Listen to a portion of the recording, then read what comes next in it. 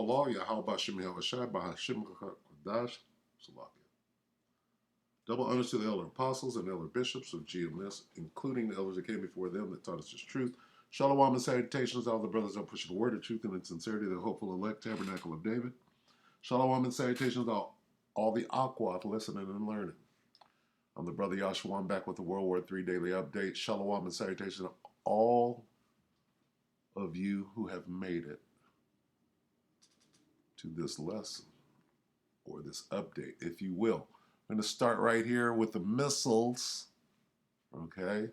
How did they describe missiles 2,000 years ago? Joel 2 and 3. Before them, a fire devours, and behind them, a flame scorches. Okay, so this is talking about the warhead, the fire devours. Behind them, this is the rocket, or the delivery system, if you will, of the warhead. The land before them is like the Garden of Eden. Before they detonate, it's like paradise. But behind them, after they detonate, it is like a desert wasteland. Surely nothing will escape them. This is talking about missiles. Their appearance is like that of horses, meaning horsepower, and they take off and swiftly, with a sound like that of chariots, right? They bound over the mountaintops like the crackling of fire, consuming stubble, like a mighty army deployed for battle. So the army of locusts being spoken of here, right?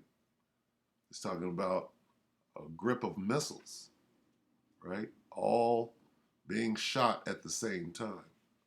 All right, that's what this is describing 2,000 years ago. All right, and we can read into it. It goes into it even further. Okay, but right now, what we want to do is we want to get updated. This is an hour ago. New York Prepper. Prigozhin speaks from Belarus. Says Wagner will not go. It's with a W. Wagner will not go to Ukraine again. So this should have fell under yesterday, which is war and rumors of war. But anyway, there was some bombing, some missile shooting going on yesterday. And does it say that there's going to be some missile shooting? It absolutely does, right there in the scripture. 2,000 years ago, somebody saw the vision and described it. Oh, Joel. All right, take it away. Let's see if Joel was right, if this is what he was seeing. What's going on, guys? It's Greg here, aka NY Prepper. It is Wednesday, July 19th, 2023, and I have some breaking news to share with you guys. So last night, Russia and Ukraine traded missile strikes. Ukraine hit a massive ammunition depot in Crimea, and Russia hit some civilian targets and infrastructure targets in Odessa.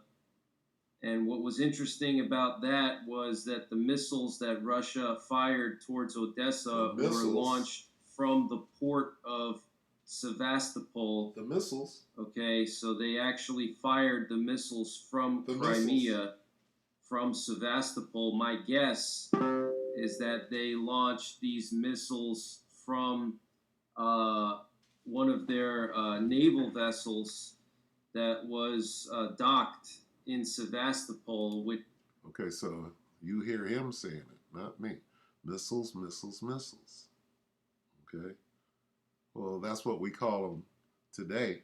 But 2,000 years ago, they didn't know what to call fiery flying serpent, right? Arrows, plagues, right?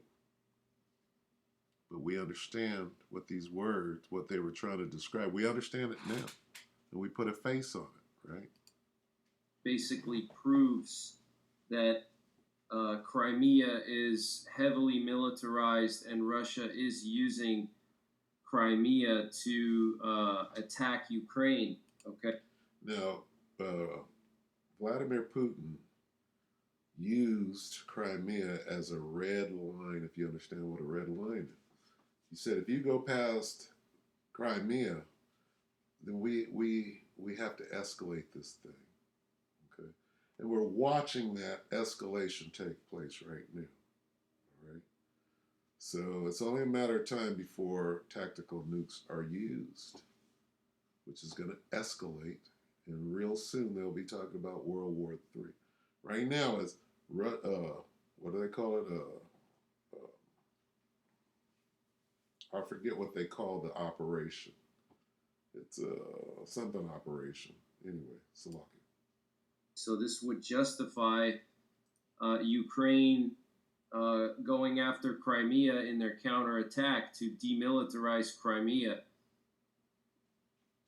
Salaki. Bear with me. So, I mean, more of the same. What we're doing, we're waiting and watching for escalation in this thing. We also have some major breaking news coming from Prigozhin. Prigozhin, the leader of the Wagner Group, which is now in Belarus, exiled in Belarus, he made a statement. I'm assuming it was this morning. And in his statement, he was basically speaking to his troops in Belarus. He was giving them a speech. And we know that over the last few days, several thousand Wagner troops were moved to Belarus, to the village of Tsel near Osipovichi, which is an old base operated by the Belarusian military. And there's now probably 100 tents set up at this base in Belarus for the Wagner forces. But what's interesting is that what he said was that Wagner is not going to participate in the special military operation. So I'm sorry to all of you Putin fanboys out. Special military operation is what they're calling the war. The war in Russia, between Russia and Ukraine, from the Russian side is called a special military operation. Well, the special military operation is going to grow into World War III. Okay, you call it what you want to. They called Vietnam a conflict. They called Korea Korean what conflict. They stopped short of calling it a war because rules of engagement and all sorts of other things kick in if you use the word war. Well, won't be able to hold back from calling it World War III very soon. As soon as it goes nuclear, everybody gets in. All right. Who were saying that, oh, this is 4D chess, and Wagner is really going to now attack Ukraine with Belarus. So no, Wagner is not going to attack Ukraine. Wagner is going to attack Poland. That's why they went to Belarus, so that they can move directly into Poland as soon as the tacticals come out, and when NATO gets themselves into the war, Wagner will immediately take Poland. All right, so get it right. Can now confirm, just as I suspected, that was just BS, wet dreams from the Putin lovers. This guy's clearly on the side of Ukraine. Okay, that was just a big wet dream, and it's not going to happen. I'm sorry to let anybody down, because Prigozhin says himself here that Wagner will not be participating in the special military operation anymore. And he said that what's going on in the front lines is a disgrace. And he also said that Wagner's going to go to Africa. Okay, so let me play this video for you, and then I have some other videos to share with you coming from Crimea. I can't share everything because of the platform here. Okay, but this is Prigozhin speaking to his forces, basically thanking them, saying that what they did was honorable, that they fought with honor and dignity, and he said that what's going on in the front lines is a disgrace, and that Wagner will not be participating in the special military operation unless there's some kind of change. So let's listen in. Now hold on. Before we listen to this, okay. Here's a question. What would Sun Tzu do? Sun Tzu would confuse his enemy. He'd say something that is not necessarily true, right? To mislead or to deceive his enemy, right? So, is that what this is? Let's take a look.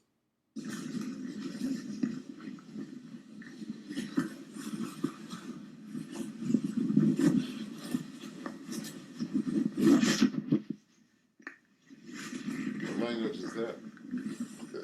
Приветствую, парни! Рады вас всех приветствовать! Yeah, this is pretty scripted. Would you say this is pretty, loaded, if you will? So he greets his troops, and then they greet him back. Что, парни? Рады вас всех приветствовать! And he says, "Good to see you all," and his forces say likewise. This is theater. This is theater at best. He says, "Welcome to the Belarusian land." This is what they want you to see. Мы достойно воевали! Вы сделали для России! He says, "We fought honorably. You did a lot for Russia." Очень много! Сейчас то, что происходит на фронте, это позор, в котором нам не нужно участвовать. Then he says, "What's happening on the front is a disgrace we should not participate in." И дождаться того, And wait for the moment when we can show ourselves to the fullest, which is pretty interesting. Does that mean that, he's going to get involved in the special military operation at some point in the future? Or No, what it means is as soon as NATO comes in, they're going to rush right into Poland and shut that whole thing down. Poland is a big jumping off spot for NATO. And what better unit to have right on the border than whoever kicked ass in Bakhmut, right? So, he talking about maybe another rebellion? I don't know. But he says right here, what's happening on the front is a disgrace we should not participate in, and wait for the moment when we can show ourselves to the fullest. Okay, so I don't know if he's hinting at another rebellion possibly, but to all of you, Putin lovers out there, I know you guys had a wet dream that, Prigozhin is going to go after Ukraine. He's only 50 miles from the capital now. He's going to go into Kyiv. Well, that wet dream is basically gone now, so you're going to have to find something else. До того момента, когда мы сможем проявить себя по полной программе.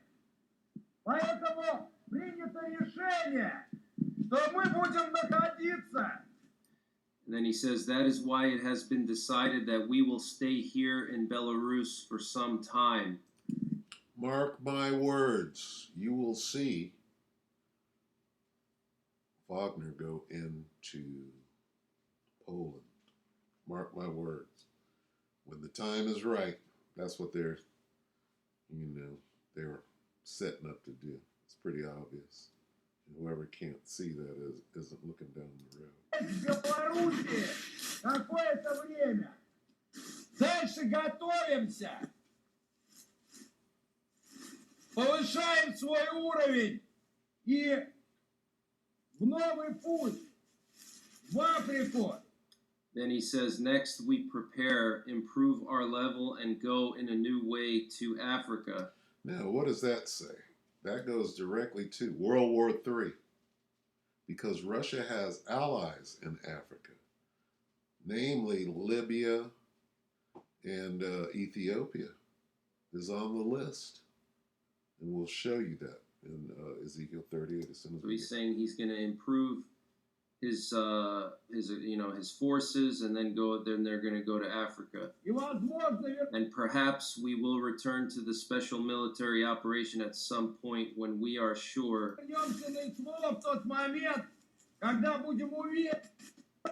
that we will not be forced to shame ourselves and our experience. Okay, so huge news here, guys. Absolutely huge. Okay, wanted to share this with you. Here's a picture of the Ukrainian strike on that Russian ammunition depot in Crimea. You could see this huge fireball here. I don't know if that's from the actual Ukrainian missile or if that's from the ammunition detonating at that depot, but probably hit with a Storm Shadow missile or one of the French Scalp missiles, possibly. Missiles. Just had to throw that in there. That's a result of missiles. Okay, with nukes on the way. And here's an actual video showing this ammunition depot, detonating, basically the ammunition detonating.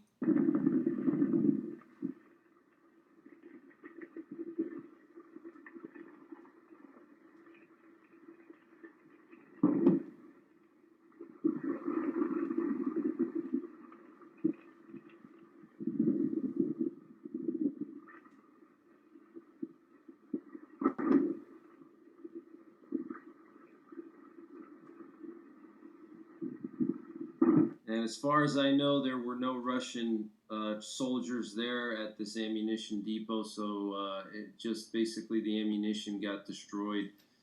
And here's a video showing the Russians launching missiles towards Odessa from Sevastopol. It looks like these were launched from one of the Russian naval vessels that were docked at Sevastopol. Starting to look like shock and awe there. Looks a little shock and awe-ish.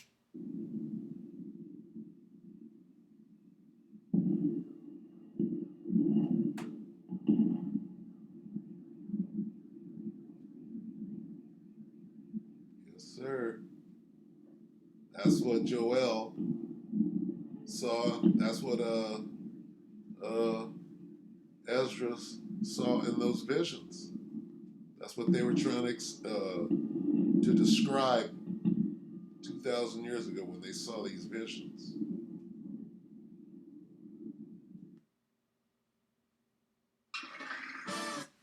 So that's good enough. We'll end it right there.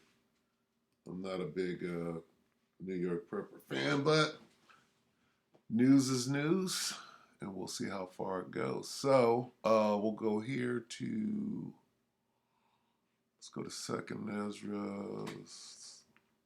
Nope. Salaki. Let's go to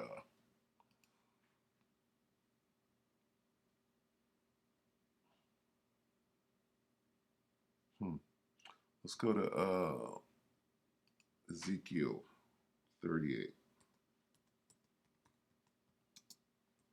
And let's show why Prigozhin, if he's going to Africa, why? Okay. Prophesy against Gog. Ezekiel 38:1, and the word of the Lord came unto me, saying, Son of man, set thy face against Gog, the land of Magog, the chief prince of Meshech and Tubal, and prophesy against him, and say, Thus saith the Lord power, behold, I am against thee, O Gog, the chief prince of Meshech and Tubal, and I will bring thee forth in all thine army, horses and horsemen, all of them clothed with all sorts of armor, even a great company with bucklers and shield, all of them handling sword. That's Magog is talking about Russia. Now, he's going to name the allies: Persia, Iran, Ethiopia. Ethiopia is on the continent of Africa. Africa has many countries. One of those countries is Ethiopia, Africa, and Libya, Africa. With them, with who? With the Russians. So if Prigozhin is taking his boys to go train the Africans to do what? To be with them, makes perfect sense, right? All of them with shield and helmet. Gomer, who's Gomer? Syria. Syria and all his bands, armies. The house of Turkey, Tagarma, of the North Quarters and all his bands, and many people with thee. So if Prigozhin is going to Africa, right?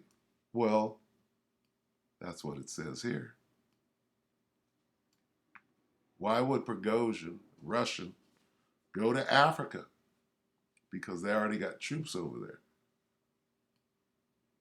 right? Because they're confederate with those Africans. With them. Con meaning with, federate, federation. Okay? So we'll end it right there. Just a little update. Not this guy. Anyway. Yeah, is what it is. So, yeah. World War III. Okay? That's what this is. World War. Let's quickly show this.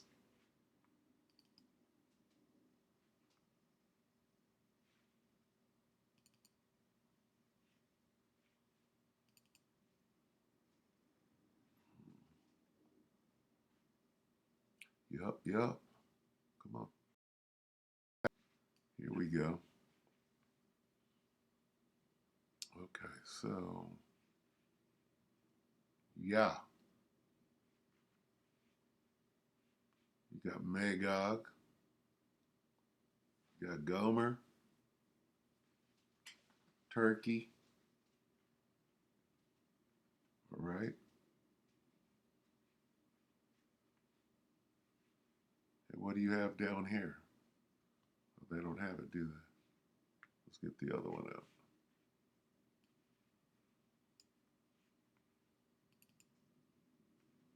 Here we go.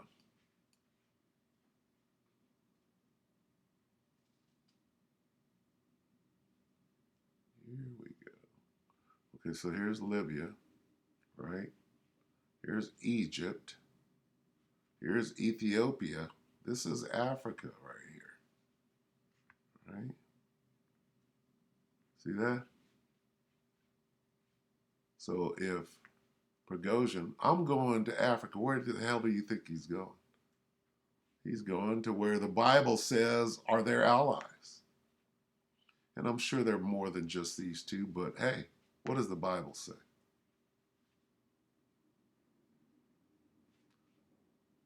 This coalition. All right? So anyway, we'll end it right there. We hope that the elect were edified, you brothers and sisters. With that, we're going to say shalom.